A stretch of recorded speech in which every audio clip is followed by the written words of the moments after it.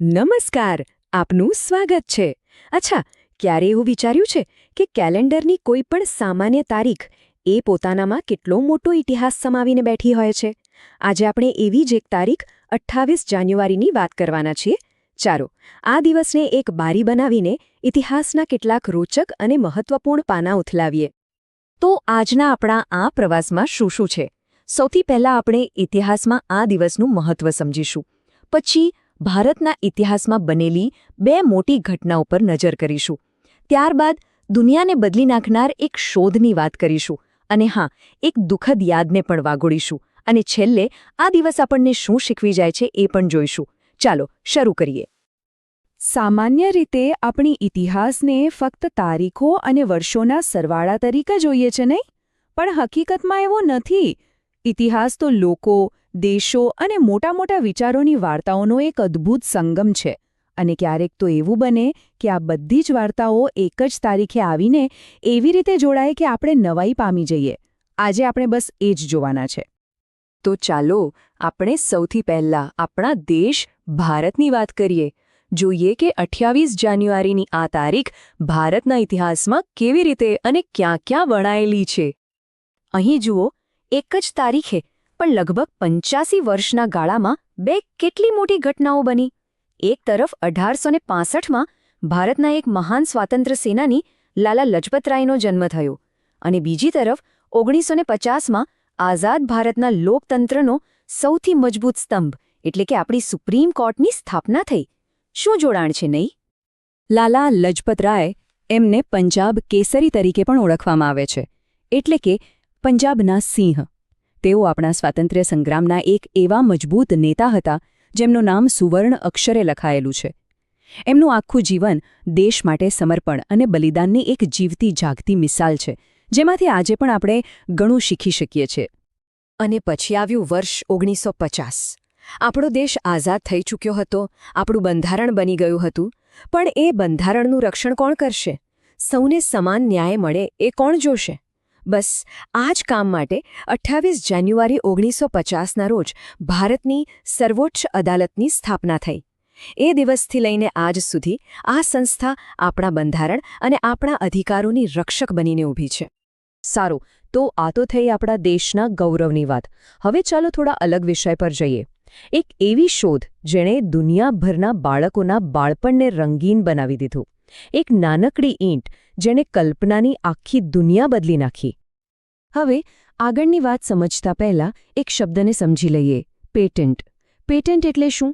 સાવ સરળ ભાષામાં કહીએ તો જ્યારે કોઈ વ્યક્તિ કોઈ નવી વસ્તુની શોધ કરે ત્યારે સરકાર એને એક ખાસ અધિકાર આપે છે. આ અધિકાર એ સુનિશ્ચિત કરે છે કે એની મંજૂરી વગર બીજું કોઈ એ શોધની નકલ ના કરી શકે. બસ આ જ છે પેટન્ટ. તો થયું એવું કે 28 જાન્યુઆરી 1958ના રોજ આજે પણ બાળકો અને મોટાઓનું પ્રિય રમકડું એટલે કે લેગો બ્રિક્સ, એના માટે પેટન્ટ ફાઇલ કરવામાં આવી. આ એક જ પગલાંને કારણે લેગોને કાયદાકીય સુરક્ષા મળી અને નાનકડી કંપની આજે આખી દુનિયામાં છવાઈ ગઈ. અને એ પેટન્ટની અસર કેટલી મોટી હતી એનો અંદાજો લગાવો છે? તો આ આંકડો જુઓ: 600 અબજ. જી હા, 1958થી લઈને અત્યાર સુધીમાં 600 અબજ કરતાં પણ વધારે લેગોના ટુકડાઓ બની ચૂક્યા છે. આ આંકડો જ બધું કહી દે છે નહીં? તો અત્યાર સુધી આપણે ગૌરવ અને સર્જનની વાત કરી, પણ ઇતિહાસનો એક બીજો ચહેરો પણ હોય છે: દુઃખ અને નુકસાનનો. 28 જાન્યુઆરીની તારીખ આવી જ એક દુઃખદ યાદ સાથે પણ જોડાયેલી છે. એક એવી ઘટના જ્યારે આખું આકાશ જાણે માનવતા પર રડી પડ્યું હતું. વર્ષ હતું 1986. સ્પેસ શટલ ચેલેન્જર 7 અવકાશ યાત્રીઓને લઈને આકાશ તરફ રવાના થયું. પણ ઉડાન ભર્યાની માત્ર 73 સેકન્ડમાં જ એમાં એક ભયંકર વિસ્ફોટ થયો અને શટલના ટુકડે-ટુકડા થઈ ગયા. આ દુર્ઘટનામાં તમામ 7 ક્રૂ મેમ્બર્સનું દુઃખદ અવસાન થયું. આ એક એવી ક્ષણ હતી જેણે આખી દુનિયાને સ્તબ્ધ કરી દીધી હતી. આટલી મોટી દુર્ઘટના પછી પણ માણસના સાહસ અને શોધખોળના જુસ્સા પર પૂર્ણવિરામ ન લાગ્યો.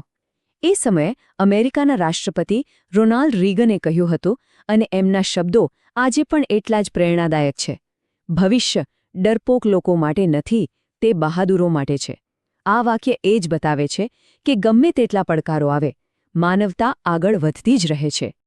તો આપણે એક જન્મ જોયો, એક સંસ્થાનું નિર્માણ જોયું, એક અદ્ભુત શોધ જોઈ અને એક દુઃખદ અકસ્માત પણ જોયો.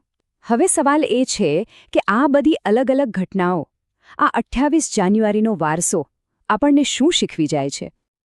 આપણે જોયું કે એક જ દિવસે લાલા લજપત રાય જેવા સ્વાતંત્ર્ય સેનાનીનો જન્મ થાય છે. એ જ દિવસે આપણા દેશની સર્વોચ્ચ અદાલતની સ્થાપના થાય છે. એ જ તારીખે લેગો જેવું સર્જનાત્મક રમકડું પેટન્ટ થાય છે. અને એ જ તારીખે ચેલેન્જર જેવી દુર્ઘટના પણ બને છે. આ બધું એ જ બતાવે છે કે ઇતિહાસમાં સુખ, દુઃખ, સર્જન, વિનાશ બધું સાથે ચાલે છે. અને અંતે એક સવાલ આપણી બધા માટે. આપણે ઇતિહાસ વાંચીએ છીએ, પણ આપણે ઇતિહાસ જીવી પણ રહ્યા છીએ. તો જરા વિચારો, આજે આપણી આસપાસ જે કંઈ પણ થઈ રહ્યું છે, એમાંથી કઈ ઘટનાઓ એવી હશે જેને વર્ષો પછી, ભવિષ્યમાં ઇતિહાસ તરીકે યાદ કરવામાં આવશે? કારણ કે યાદ રાખજો, આજનો વર્તમાન જ તો આવતીકાલનો ઇતિહાસ બને છે.